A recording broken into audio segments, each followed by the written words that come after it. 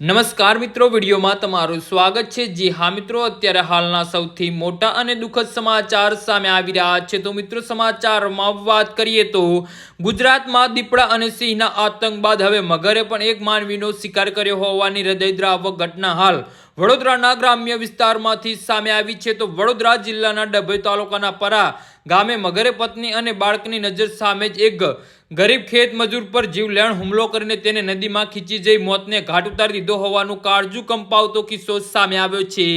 જી હા મિત્રો, ત્યારે વન્ય પ્રાણીઓને વધતા જતા આતંકને લઈ વન વિભાગ અને હાલ એક્શન મોડમાં આવ્યું છે અને તપાસનો ધમધમાટો શરૂ કર્યો છે। તો રાજ્યમાં સિંહ અને દીપડા જેવા વન્ય પ્રાણીઓનો આતંકથી વચ્ચે વડોદરાના ડભોઈમાં મગરના આતંકથી ઘાતકી હુમલામાં બાજરિયાભાઈ નરસુભાઈ નાયક નામના યુવાનનું કમકમાટી ભર્યું મોત નીપજ્યું છે।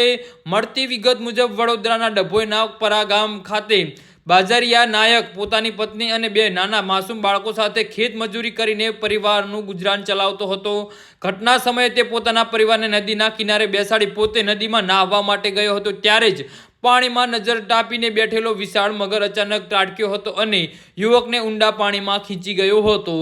જી હા મિત્રો, તો આના વિશે તમારું શું કહેવું છે તો નીચે અમારી કમેન્ટ બોક્સમાં જરૂરથી જણાવજો અને અમારી યુટ્યુબ ચેનલને સબસ્ક્રાઇબ કરવાની ભૂલતા નહીં। ધન્યવાદ।